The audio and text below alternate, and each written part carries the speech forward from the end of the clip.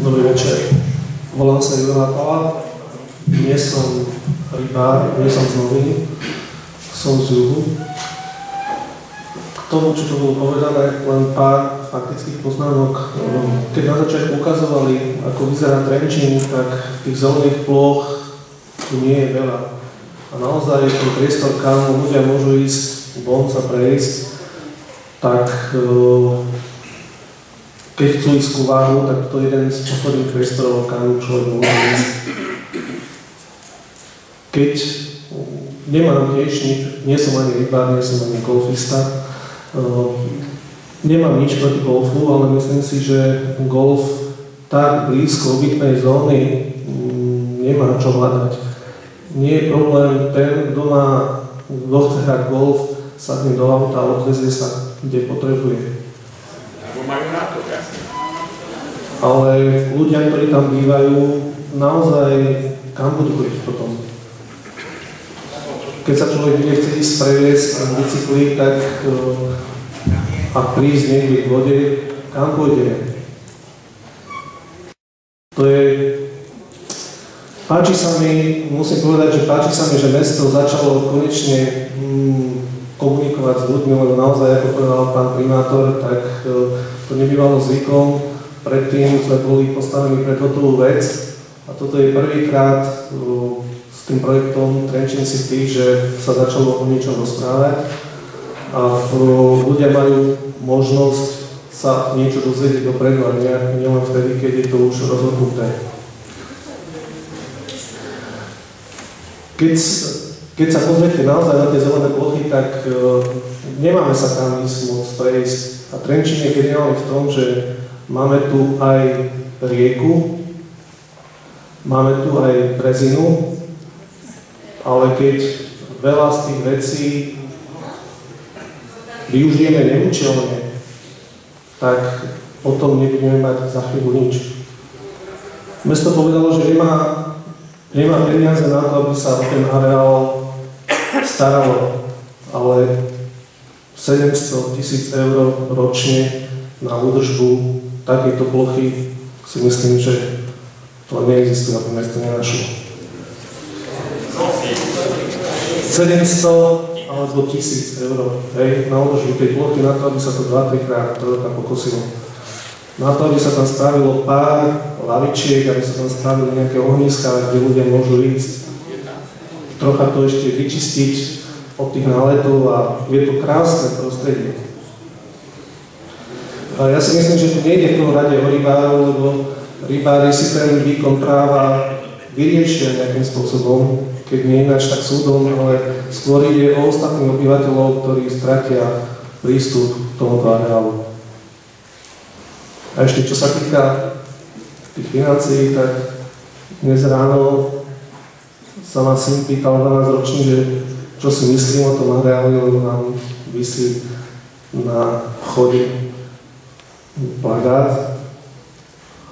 Tak som hovoril, že nepáči sa mi to, že mesto chce prenajať takúto veľkú plochu na 70 rokov za 1 euro.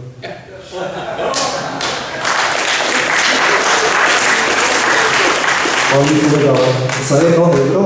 Však to si kúpim s kamarátmi. A keď sme sa bavili, tak oni by tam spravili paintballové ihrisko. Myslím si, že keďže mesto povie, že chce dať tento priestor za 1 euro, myslím si, že by sa tu našlo veľa zmysluplnejších projektov ako golfové ihrisko. Ďakujem. Ďakujem za vaši diskutujúci. Dobrý deň, moje meno je Gremčíková. Vážené dámy, vážení páni, ja by som trošku chcela otvoriť iný uhol pohľadu na túto problematiku. Viete, golf je veľmi zdravý šport. Na internete sa dočítate, že jeden odpal nahradí 10 cvičení. Ja dohovorím, keď dovolíte, lebo chcem to rozviesť. Golfové ihrisko alebo na Slovensku je rozvoj golfu. V Škótsku je považovaný za národný šport. Čo na Slovensku to tam nikdy nebude, ani nebude masový šport golf. To všetci veľmi dobre vieme. Možno niekedy by som si tie golfové palice aj kúpila, že vraj to hrajú aj dôchodcovia. Možno niekedy, keď nebudem lyžovať, alebo sa nebudem venovať iným tradičným slovenským športom. Otázka, ktorú si kladiem. Ja som to už napísala na tých verejných diskusiách. Je to verejný priestor. Verejný priestor má spájať záujmy všetkých občanov. Jeden ústavný zákon definuje, čo je verejný záujem. Veľmi pekne si myslím. Verejný záujem je taký, ktorý prináša majetkový prospech všetkým alebo väčšine občanov. Tak si kladiem otázku. Ak mesto prenajme verejný priestor v záujme verejného záujmu za 1 euro na 100 rokov súkromnej firme, lebo firma je SRO, že? Nebude to nezisková organizácia. A táto súkromná firma v rámci verejného záujmu obmedzí prístup väčšiny občanov. Je to verejný záujem? Alebo nie je? Čiže položme si otázku. Je výstavba golfového ihriska verejný alebo privátny záujem? Inak si myslím, že to golfové ihrisko by bolo veľmi dobré, ak by ste našli inú vhodnejšiu lokalitu, ktorá by nevyvolala tak ohromnú diskusiu v rámci tohoto územia, ako vyvolala.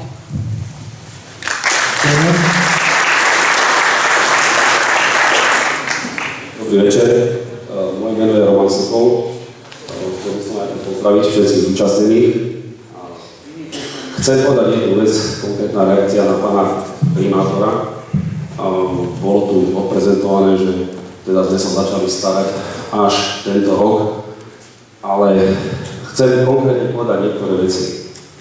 Tuto s pánom inžinierom Šťastným to pekne povedal, že je 40 rokovým barom, sme spolu chodili okolo váhu, ako mladí chlapci.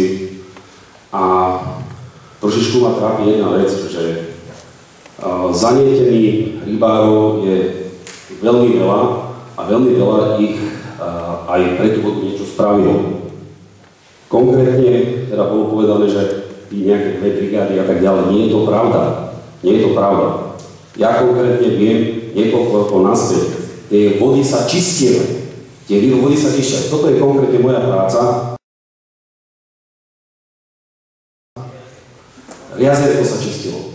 Nehovorím sa len o jazierku, chcem povedať o iných veciach. Keď sme vyčistili, treba z toho územie okolo stavidiel, zozbierali sme to do vriec, dali sme to na jedno miesto k cestnému mostu a trvalo niekoľko týždňov, pokiaľ nám to bolo odvezené, pretože sme mestu povedali, že to zbierame, vyčistíme a že mesto to odvezie. Je to asi 3-4 roky naspäť, oprava, Tomko. Myslím, že takto nejako... Mesiac to nebolo odvezené, to znamená, chcem povedať, že tí rybári urobili veľmi veľa pre to okolie, veľmi veľa. To sú 10 000 odpracovaných hodín, aby sa tu nehádzala špína na rybárov. To nie je len okolie váhu, to je aj kosenie, aj tá zamarovská časť.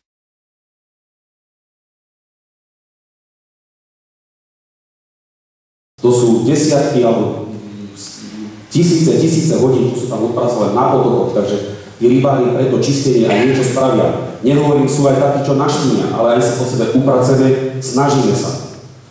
To čistenie toho jazierka treba stalo rybárskú obec, rybársky spolok 10 000 eur. 10 000 eur. Ja konkrétne, pre mňa je táto rovnica jasná, ja nemám silu bojovať, pretože mne to je jasné, je to zbytočné sa tomu brániť, myslím si, že proti vetru sa čurať nedá.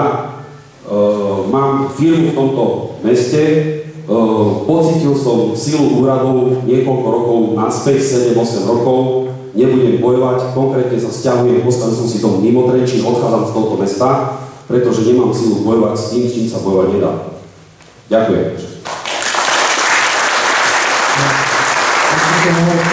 Čo tuto pán Sokol povedal, to čo ste videli skutočne, keď sa pýtal mesto, kde sme boli, tak tam sme boli. To ste videli, ako vyzeralo jazierko, to bola naša práca, pre nás nejaký areál predstaviť, vám udržovať. Takéto podobe, ako je tu vidíte výsledok jazierka, to nie je pre nás, pre rybárov. Toto je pre všetkých občanov mesta Trenčín. Je to síce. A zaplatili sme to my. Zaplatili sme to my všetci pre obyvateľov tohto mesta.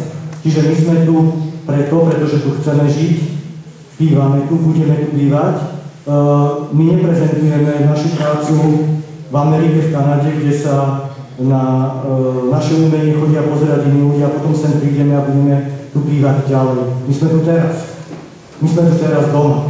A toto je náš výsledok. Toto je náš výsledok, čo vidíte aj toto. Hoci to, vrátane pána primátora, vrátane aj iných občanov Slovenska, ktorí tam prídu, my nikomu nepovieme, tuto nemôžete vstúpiť.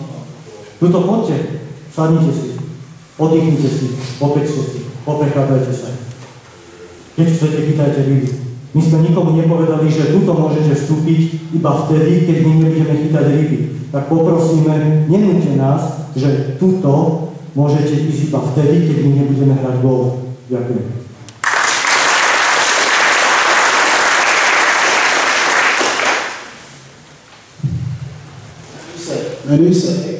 Nejsem ani rybár, ani príslušník nejakej organizácie golfu nebo športového zamerania.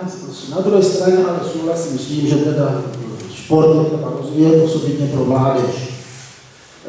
Veľa tady otázek bolo položených a bych sa spýtať na jednu vec. Ako dostanú občani odpoveď na to, čo tady bylo, co tady odeznelo. To znamená, aby tady návrhy, jakým spôsobom teda dostanou na vedomí, čo s tým bude, s tými pripomínkami.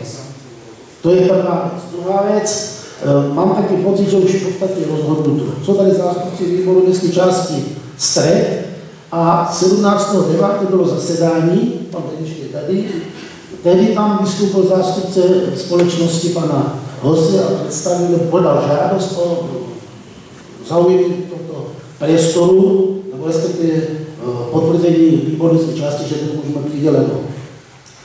To znamená 17.9. Na základe potom ďalšieho rokovania, nebudem to tam rozoberať, rybári vystúpili v 10. mesiaci na zasedání a bylo prislúbeno, že sa o tom bude rokovať. Tak teraz neviem, keď raz výbor rozhodol, že to bude odsúhlasené a v základe hovorí, že o tom sa bude rokovať. Tak čo platí?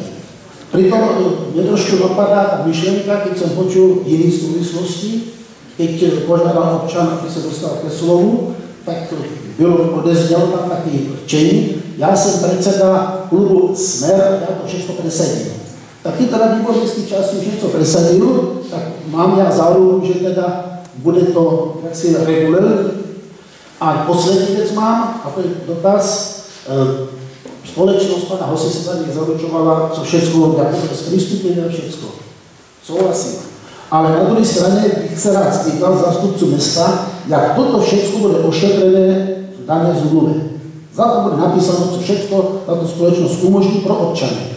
Skutečno teraz tá praxe mi ukazuje jedno. Kúpalisko na ostrovie na bázi teórie. Proste papír o tom nie sú. A nedali sa papír, však to má to vystúpenie, ktoré si povedal. Je to na ústní bázi. Teda tady sa povedalo veľa vecí, čo všetko bude a bude to zakotvené. Mám skúsenosti, že tady priestor u banky, na námestí svatý Ani, to parkovisko, není toho tak v podstate bohaté, by to doriešil, pretože tak byli postavení zmluvy, že ten majitel proste je na koni. Tak teda, jestli souhlasí, tak tam treba postaviť to vymysl, ale bude tam zakotveno v tej zmluve, že tam bude verejnostný prístup, nebude to oplotené a všetky tam ďalší areály budú. To je všetko, co je